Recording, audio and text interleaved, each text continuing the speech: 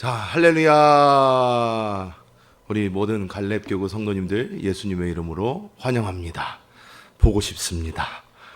볼 수 없기 때문에 이렇게 온라인으로 이렇게 하겠습니다. 그리스도인의 영적 성장, 저희가 8강까지 끝냈는데요. 9강 저희가 이어서 하도록 하겠습니다. 9강 성령 충만하라 첫 번째입니다. 여기 첫 번째 시작하는 것을 보면 성령 충만을 받는 문제는 성경에서 아주 중요한 내용이다. 성령의 역사를 생각해 볼 때 성경상으로 두 시대인 구약과 신약으로 나누어지며 체험상으로는 두 가지 큰 방면인 외적인 것과 내적인 것으로 나누어진다는 것을 분명히 알아야 한다. 이렇게 말씀을 합니다. 우리가 성경을 보면 구약, 신약 이렇게 나누어져 있습니다. 예수님의 탄생 이전 구약, 예수님의 탄생 이후 신약 이렇게 나누어져 있는데요. 이 예수님이 오시기 전에 성령의 역사와 예수님이 오신 후에 성령의 역사가 분명히 다르다는 것입니다. 그래서 오늘 이 말씀을 통해서 우리가 성령께서 어떻게 다르게 역사를 하셨는지, 왜 오늘날 살아가는 우리 신약을 살고 있는 우리죠. 신약을 살고 있는 우리가 경험하는 성령은 어떻게 다른 것인지 한번 보도록 하겠습니다.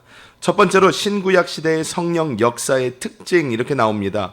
1의 1번을 보면 구약에서 하나님의 영은 외적으로 능력을 입히기 위한 것이었지만 신약에서 성령은 내적으로 생명이 되는 것이며 외적으로 능력을 입히기 위한 것임.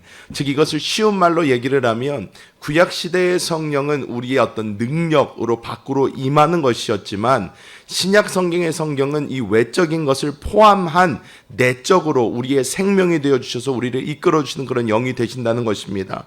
그래서 이제 1의 1을 설명하는 것을 보면 구약에서는 하나님의 영이 외적으로 사람에게 임했으며 신약에서는 성령이 사람 안에 거주하고 임한다는 것이다 말씀을 합니다. 이 뒤에 말씀들을 우리가 이해하기 쉽기 위해서는 출애굽기 31장 2절 말씀을 이렇게 보면 2절부터 말씀을 보면요. 어떻게 말씀합니까? 내가 유다 지파 홀의 손자요 우리의 아들인 부살레를 지명하여 부르고 하나님의 영을 그에게 충만하게 하여 지혜와 총명과 지식과 여러 가지 재주로 정교한 일을 연구하여 금과 은과 노스로 만들게 하며 이렇게 말씀하는 것을 볼 수 있습니다. 이것은 언제냐면 하나님께서 모세에게 성막을 지어라 말씀을 해주신 이후에 하나님께서 성령으로 이 부살렐이라는 사람에게 부어주셔서 이 사람이 성막에 필요한 많은 기구들, 장식들 이런 것을 직접 만들고 지을 수 있도록 하나님께서 능력으로 그에게 임하셨다는 걸 볼 수 있습니다. 이뿐만 아니라 이 전에도 제일 먼저 하나님의 영이 이렇게 충만하게 임한 이런 사람에 대해서 나오는 것 중에 하나가 누구냐면 요셉입니다. 요셉, 우리가 잘 아는 이 꿈꾸는 자 요셉. 이 요셉은 어떻게 해요? 바로왕의 꿈을 풀이합니다. 바로왕의 꿈을 풀이하는데 바로가 요셉이 하는 일을 본 후에 뭐라고 하냐면 이렇게 하나님의 영으로 충만한 사람을 우리가 어디서 볼 수 있겠냐 하면서 요셉을 이집트의 국무총리로 세워버리죠. 그래서 그런 것을 볼 때에 구약에 나오는 성령의 역사는 왜 우리의 영 안에 있는 이 죄의 문제가 해결되지 않았기 때문에 하나님께서 우리 안에 오시지는 못하시고 우리의 겉 능력으로 임하셔서 우리의 힘이 되어 주셨다는 것입니다. 그래서 1의 2번을 보면 구약에서 하나님의 영은 사람에 의해 사용되었지만 신약에서 성령은 사람의 주가 되심 이렇게 나옵니다. 그런데 하나님의 영이 사람에 의해 사용되었지만 이라는 것은 사용되었다는 게 아니고요. 이것은 그런 모습으로 나타났다는 것입니다.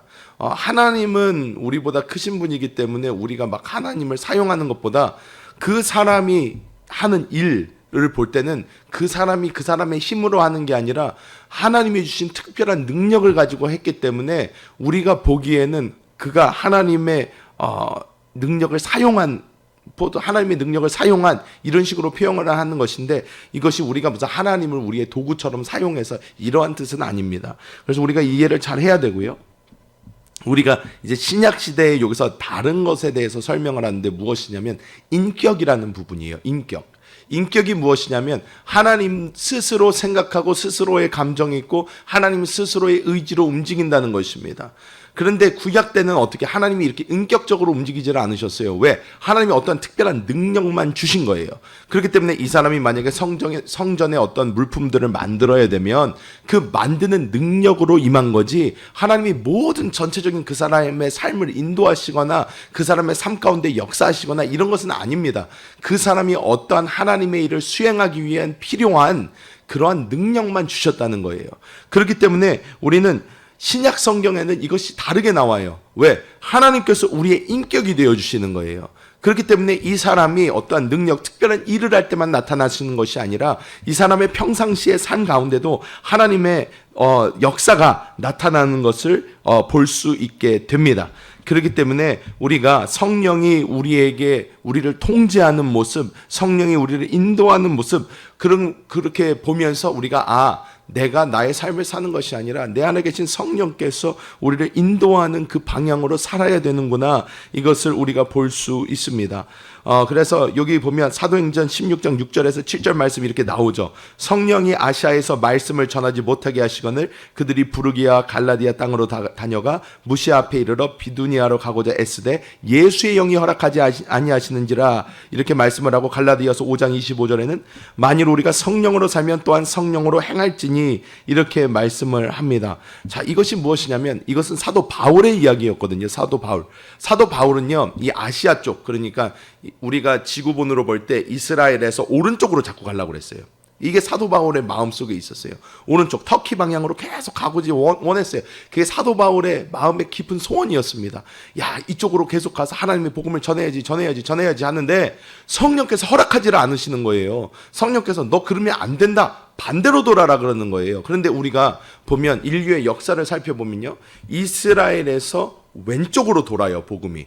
그래서 이스라엘에 있던 복음이 유럽 쪽을 통해서 영국을 통해서 미국으로 가고, 미국에서 선교사를 통해서 어떻게 해요? 이 아시아 쪽으로 오고, 그래서 지금은 back to Jerusalem, 그래서 예루살렘으로 돌아가는 그런 한 바퀴를 삥 돌아서 다시 예루살렘으로 가고 있는 형국을 보입니다. 이게 하나님의 역사입니다. 이게 하나님이 원하시는 거예요. 그런데 사람은 그걸 알지 못하니까 하나님이 원하는 방향과 정반대 방향으로 가려고 하는데 성령께서 막으시는 거예요. 아니다, 이것은 내가 생각한 미래가 아니다, 너는 반대로 가라. 사도 바울은 그렇게 성령의 내적인 어떠한 역사에 따라서 자기가 하고 싶은 것도 안 하고 못하고 반대로 가야 했던 것입니다. 이것이 구약과 신약의 가장 큰 차이점이에요. 구약에서는 내가 원하면 그냥 해요. 왜? 내 안에서 성령의 어떤 그런 인도가 없으니까. 하지만 신약에서는 성령의 깊은 간섭과 성령의 내주하심과 성령의 인도하심이 있기 때문에 우리가 우리의 원하는 대로 하는 것이 아니라 하나님께서 가라 하는 곳으로 가야 하고, 하나님께서 하고자 하는 일을 우리가 하는 줄 믿습니다. 그렇기 때문에 이것이 훨씬 더 깊은 하나님과의 교제인 것을 우리가 깨달을 수 있습니다. 그리고 이제 3번에 보면 구약에서 하나님의 영은 단면적이요, 신약에서 성령은 양면적인 똑같은 말씀입니다. 성령의, 구약 사람들은 성령의 역사, 파워, 힘만 봤어요.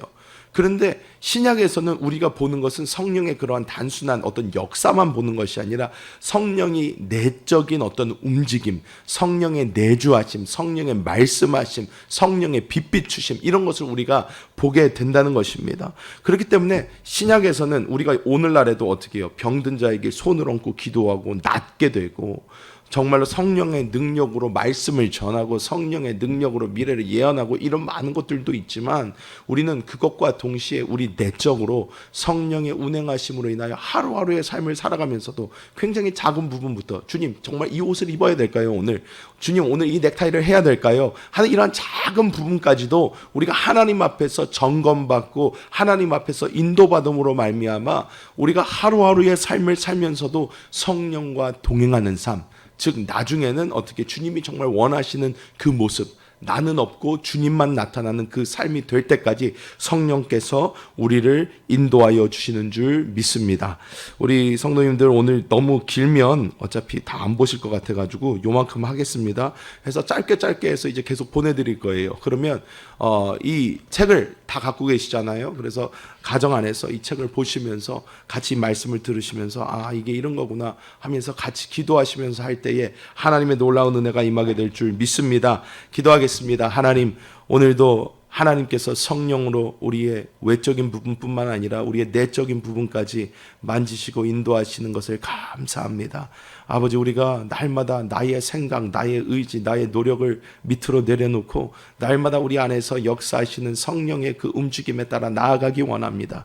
성령이여, 날마다 우리를 충만하게 하사 지금 비록 모이지 못할 때라도 주님께서 우리의 놀라운 음성 되어 주셔서 성령의 음성 따라 나아갈 수 있는 지혜를 허락하여 주시고, 단 한 사람도 영적으로 뒤처지지 않게 하여 주시고, 날마다 성령이 충만하여 하나님의 살아계심을 보게 하여 주옵소서. 감사드리며 주 예수님의 이름으로 간절히 기도하옵나이다. 아멘.